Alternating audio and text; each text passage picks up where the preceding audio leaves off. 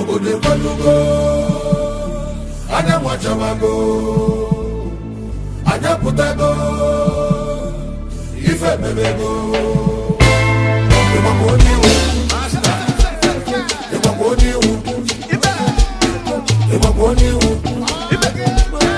Iwakoniwu looking at Papa what a baby over more season then I'm one more season now we there here now we there here it's a couple of bullies now we there here Mercy to see the weekend now we there here if you got the back for I need you but they no love for man no got no choice if you got the package I need you but they belle security confirm the man who don't know the man I Mercy but they can find the man I go be more than make you go I got those who are right I want to see all right I don't want them what you don't know what they one Onye-eze one baby over more season you wanna more season full option no double silencer if I double towers no double condenser if I need to go no pick it up with one song I can't go in shower put them with me song Ndeko the whole of men no shirike ndama no anamano kwanife anamasi kwanundo opo Onye-ego menu na emena bondolo fabia kizuagu fana emena cash ufodu na kesi check if you want to for I need you ever go they no love for man no got no choice if you want to I need you ever go they belle security confirm the man who do that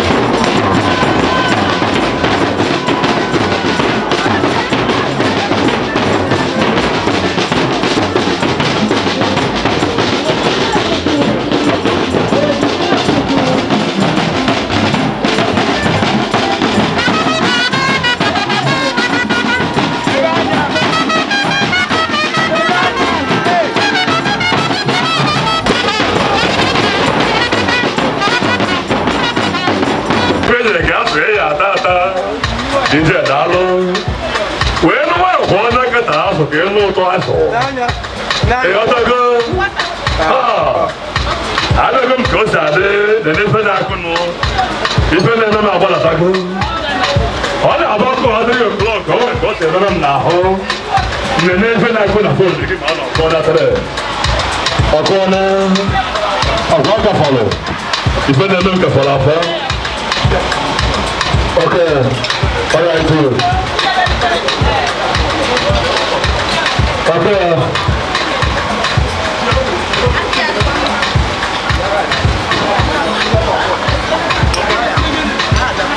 Okay. Oh God,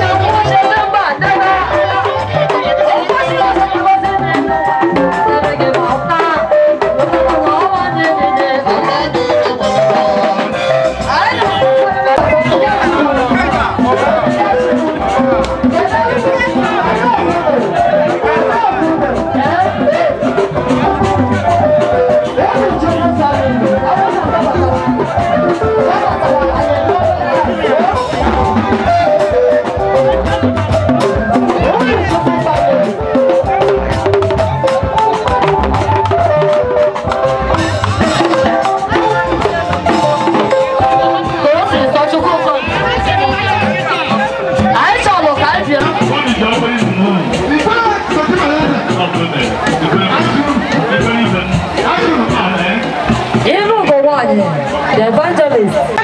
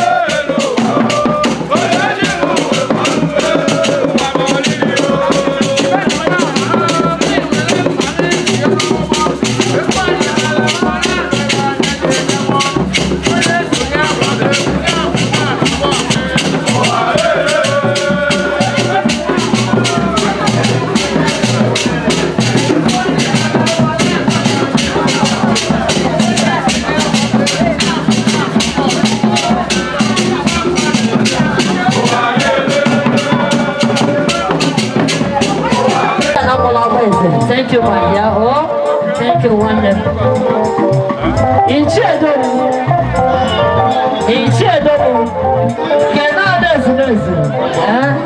I can begin. The source of us, I can alone.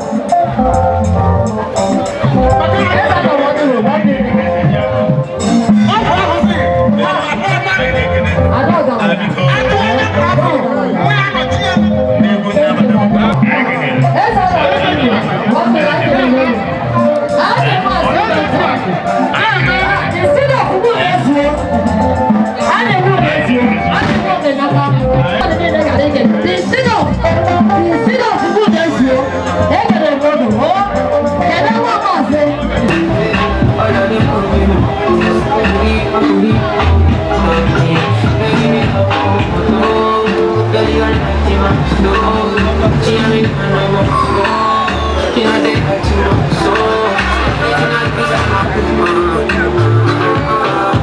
Anything I know, you come and go to.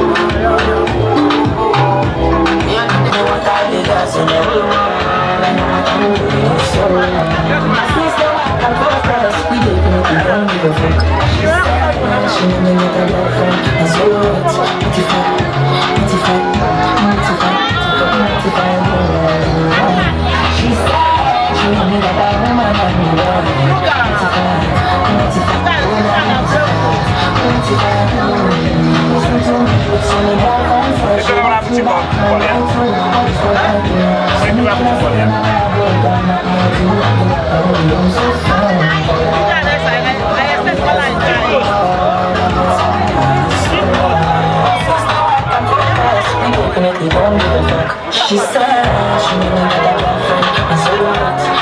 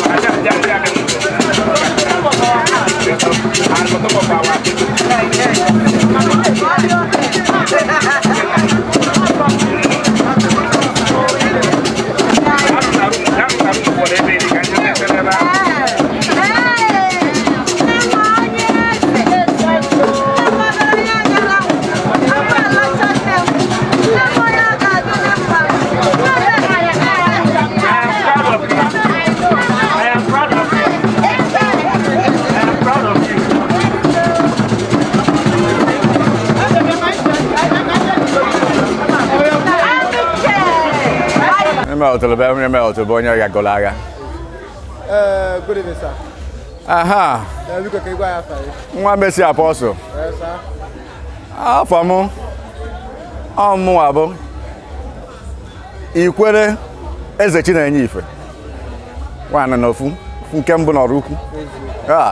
Onye na-atụ mba. Nwe ihe ọzọ ị chọrọ ka m ịnụ? Ozi amo tata ife ndị bụ Chukwu n'ikem. Ha nọ ya? Geri ka balo. Etu a ka ọ dị. Ndị bụ Chukwu na-eju ọgwụ n'ụlọ. Tata bụkwa Saturday ka azụ afịa. Lapụ ya fa ya azụ wee bịa sị ka bịa fo. Papa bịa nke fansi ụmụ agbara. Ke gị na-ekwu. Nwe ụbọchị nọ. Ke nke anyị na-eje n'afịa eje eme gịnị ka anyị na-eje n'afịa nke anyị zụbara ya sinsa anyị azụtabeghị. Anyị azụjugo akpa. Anyị bịara ịkwụ ọgọ anyị nwaanyị. Makwa ihe bụ ịkwụ ọgọ anyị nwaanyị. Isi n'afịa bụ gịnị? Fansi ụmụ agbara. Ịfụgoni ya na fansi. Kedu ihe o menụrụ? Ịma ihe ọ bụ, ihe ọ pụtara. Onye ka anyị bịara ịbịakwa. Anyị bụ ọgọ. Ọgọ golukwara agolu, gọta ife. Ya na anyị bịara ka anyị mifede ya ka anyị kwanyelu fansi ugwu. Ka o wee mee gịnị? Ka o wee naluwa ọfụma. Nya ka ndị bụ Chukwu niile ji wee pụta chachasị. Wee sị na ha ya eme gịnị? Na ha ya abịazu. Aha. N'agbanyeghị na onye bụ onye isi Daniel na anọghị ya mana anyị ncha niile ma ọchachachasị kwuo na anyị ga-abịa bịapụta maka na ọ bụrụ na ọ nọ ọ ka akarị etu a maka ihe ọ na-eme ehika onye ka anyị ji wee nọrọ ebe a fansi ka anyị chọrọ ka anyị kwadere ugwu ikpeazụ wee sị ya jee nke ọma.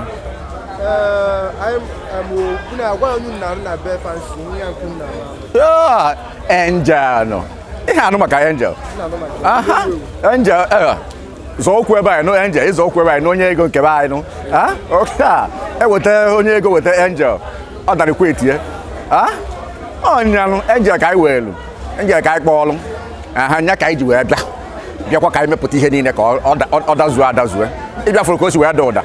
Anyị ebidogo anyị abaa na nke mbụ agba nke ịbụa ka anyị ha eme anyị pịakọta ihe niile anyị abakwa nke ịbụa wee si ya ọ bụrụ ndị sụrụ Igbo ọfụma ha sị ome gịnị ka ọ na-anụ ọtụ mmụọ. So etu a ka ọ dị anyị na-ekwukwana na ọ bụrụ ndị oyibo ha sị na death is inevitable na ọ ya abịala onye ọbụla ọ ya abịala onye na ọ ya abịala onye ana ọ ya abịala onye nwere ego ọ ya abịala onye nwere ego etu a ka ọ dị.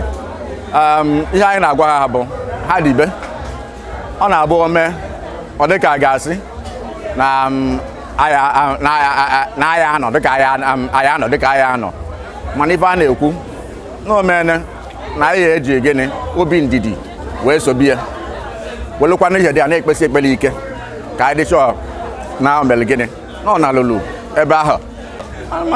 Nkasi obi anyị na-enye onwe anyị ka ndị enye onwe m nkasi obi ka anyị na-enye ndị ọgọ anyị nkasi obi ka anyị na-enyekwa onwe anyị nkasi obi maka na anyị ncha niile ka o melụ ọ bụghị ọsọ nsọ ndị bụ Chukwu ka mma asị na mma agwa ha ka na ha nara okwu nkasi obi abịa bụghị ọsọ nsọ ndị ọgọ anyị ndị o melụ ka anyị ga-asị ya nara okwu nkasi obi na nkasi obi niile anyị ga na-ekwu bụ anyị ncha niile ndo ka anyị na-ekwu anyị ncha niile anyị na-ekwu ka na ọ dakwasara anyị etu o si wee dakwasa anyị nwa anyị wee na-asị Chineke ya nalụ mkpụrụ obi ya na ndokwa anyị abịana mezuo iwu niile anyị kwesịrị ihe na anyị ga-eme na anyị emekwanụ onye ihe niile bụ etu o si anyị si wee bịa ma ndị nọ Lagos ma ndị nọ Kafanchan ma ndị nọ si ebe dị iche iche etu anyị si wee bịa kwanyelụ fansi ugwu anyị nabakwa na anyị eme gịnị anyị eji ọkpa anyị ji wee bịa wee nalụkwe nke ọma na-enweghị nsogbu ọbụla akwadobe o Mercy Apostle na-akwado maka na ọfọ ha ọnwa 3 maọbụ ọnwa 4 abaa ime Krismas ị ga-abịa ka ịkọva anyị na anyị eti ikwere kwuru ikwere ị maghị ihe bụ ikwere anyị akpọpụta ikwere na ofu n'ikem nke anyị fụrụ kịta ka abụ obere ife maka na ndị nọ ebe tara aka ya abatachachasị iwe efu anyị ka anyị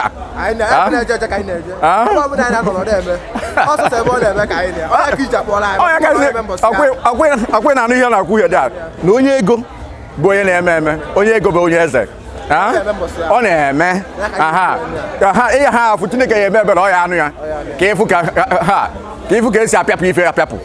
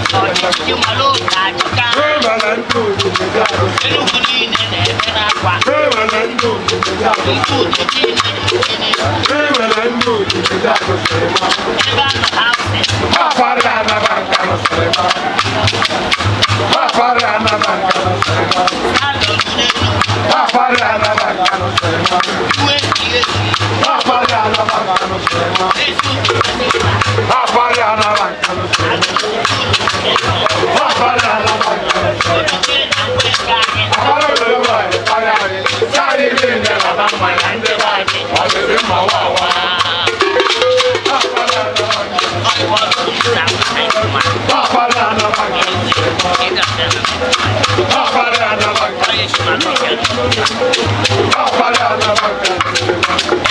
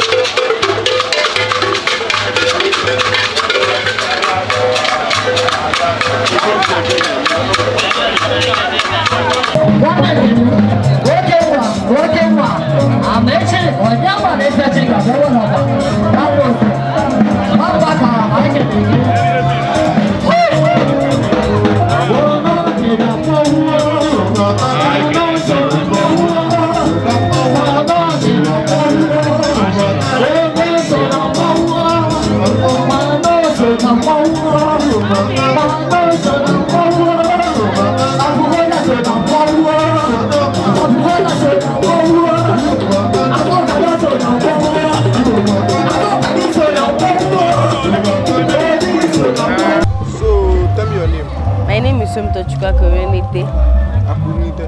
So who are you to Miss Jane Akuerenite? I'm her grandchild, her first grandchild. So who gave birth to you? Let Mr. Tochukwu Akuerenite Eze Bunafo. Today that your grandma is being buried, do you have any encounter with her that you have not forgotten or that you cannot forget? Yeah. So what is that? She's a great woman. She's a mother of faith. Like, she's always in prayers, whether in sick bay, whether in health. She's a great woman. What are you telling your father, your grandfather, that his wife was buried today? He should be strong, no matter what happened. God is in charge. He knows the best. God's time is the best. So when God's time comes, we will celebrate that. So what are you telling your aunt, Auntie Uzochukwu and Aunt Onye, and their mother? I'm telling them they should be strong. That I know my grandmother will bring blessings to them. Okay, so what are you telling the people that came for your grandmother's burial? I'm telling them thank you and may God bless them for their time they brought out to come to this very burial. Thanks for coming and may God bless you. I wish I could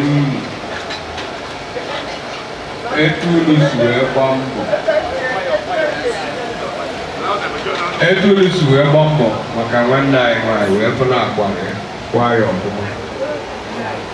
Asị ya dịkwara unu mma n'aha Jizọs. Anyị nọ n'ebe a bụ ndị ikwu nne. Anyị bịara mgbe unu bịa n'ụtụtụ. O nwere ihe anyị mere ka anyị jụọ mana emesie anyị na-ayasị ebe ọ nọ otu okwu onye eze ihe na onwe ka ọ nọ na-amata akwa o nweghị ihe anyị fọrọ nke mere na owutere anyị bụ ndị bụ okwuji anyị wee chọpụta na udo adịsịghị na ndị ọzọ na ntị ka anyị na-alụ mana nke a na anyị fọrọ n'anya. Anyị agaghị ebe a ka anyị kpebe ikpe mana ihe nna ya ndị ụmụ eze m kwere biko ebe nna agbajekarị bụ na nwa gị ya na mgbuchi biko ihe nna ya unu taa na ịbụ m ogbuji anyị ndị obi akọ anyị ga-ewepụta mmadụ gwa na anyị ụbọchị ọbụla unu chọrọ ka anyị bịa ka anyị bụ ebe okwu ọnụ n'ọkarịa unu anụ ihe na-ekwu unu na-atakwa isi ehi ma ihe na-ekwu dị mkpa ndị na-ebe a biko anyị si ka anyị nọ ebe a kpebe ikpe anyị nwere ike ịnọ ebe a tee na akọ tinye ebude n'ihe ụtọ ka atọ ọtọta ihe nna anyị unu na anyị nwa bụ ụmụ ogbuji anyị ewepụta mmadụ tikọrọ ụdị ndị obi akọ efu ihe ha ka anyị jabụ ka anyị setụrụ ọnụ okwu dị ebe a onwekwana ihe eji esemokwu eme biko onwekwana ihe eji esemokwu eme ka anyị dozikere n'okwu a onye fụ nwanne ya ka ọma nwanne ya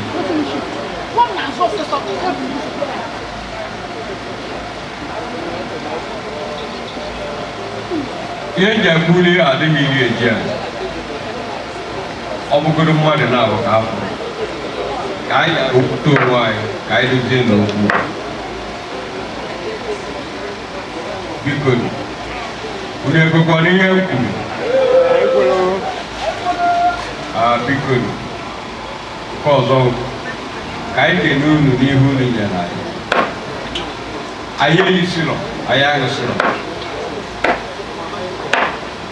anyị kene olu nne etu unu si ewepụta okwu ikwu na isiokwu onwebeghị ebe m mere akwamozu bụ etu na-apụ ebe esi eyi akwa ụjọ etu esi eyi o wee gosi n'ọdụ ka ihu famili wepụtara onwe ha kwasị ya ekwe oyi unu na-agba mbọ eji mgbe akwara nne m ochie wee mara na ụmụ eze m kwere ihe ha na-eme iche ọ ga-amụta etu a si ekwe ka ọ ga-asị wee dịrị ndị ụmụ eze m kwere ka omume na anyị mma dịkwara anyị mana onwe anyị izu a onye ihe na-esiri ike ya dịrị ya mma unu kwara unu takwara mana anyị si Chineke ebe ọrụ ogologo nke omere anya azụ bi na mmiri si ya ya aga aga ọrụ mmiri etu a ka anyị nwere ụwa amasịgo agọ njọ onye meta Chineke gbaghara ya na-ata mkpụrụ obi n'ebe ahụ ndị nsọ na n'aha Jizọs n'anya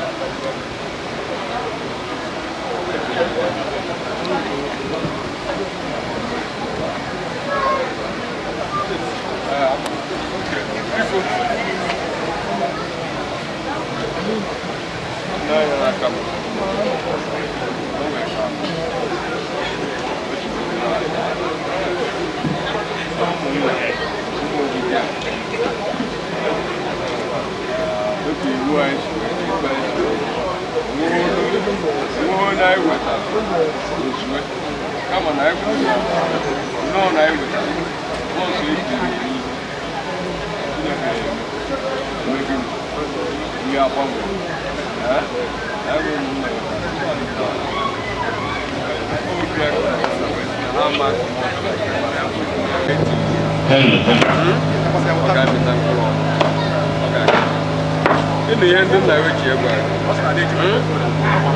Ini yang tu nak uji apa? Maka saya kata, ini kiri. Buat lewat, buat Ini nama dia kelemu. Juga dia. Ini belen tu kanan. Ada. So.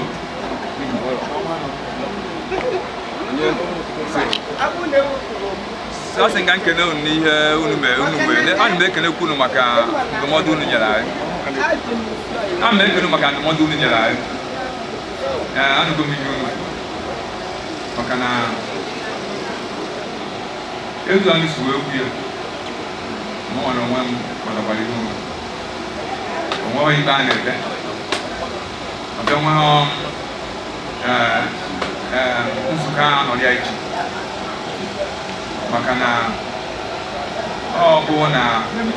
If you're not on to cover Onye-ego, Musuka, they were to be one on the home. Now, if you're Pasalo by Masikena or Yana, so more night, bro, I deserve one. So, young they could not make a room, my friends will. Everything where met my little by a little bit like I was not doing number 9 high sauce. What's that one?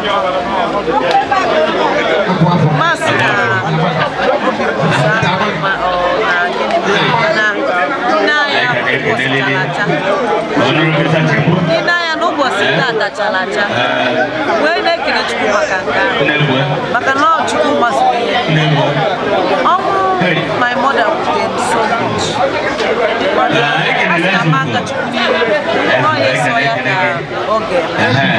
I remember last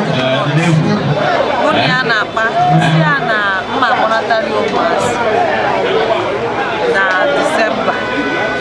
I picture Masinum na Noya disappears. Makana Tobuno City.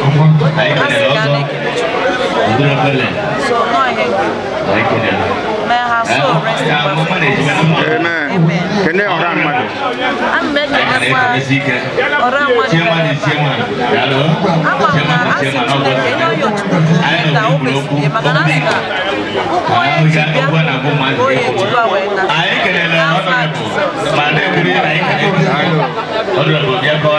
Mercy Apostle TV Oraukwu Onye-eze if you go see cannot start. Ezinne Jane Akuerenite obi bu enyi onyinye n'ụzọ obere nwa kwa mama ha ndị budu chukwu dazi akwa ogo in the name of kwere ugochi eze Onye-ego eze ndị Igbo na Malawi oke mmadụ ọga ndị anyị ji bi ọwụrụ ọ na-ebe a taa ịmana ọgwa nje ya agba ọkpọrịzie men sizie ofesi ya nata Oraukwu akwụrụ ọtọ ọ bụrụ nke a m na-adị edebe standing ovation na Oraukwu mana o nwekwa obodo si ede asị ka eme ya eto si anọbọsị tata o wutere ahụ n'ọnwụ ọma ya ka a nọ ya banye maka ị ga-adịgo kịta na Chineke nwere pọmpụ na-agba ọ ka nọ eje obodo oyibo ma Chineke ma nke ka mma asị na ihere ma ọnwụ ihere ma ọya anyị ọnwa aga dịzikwa n'ezinụlọ ọzọ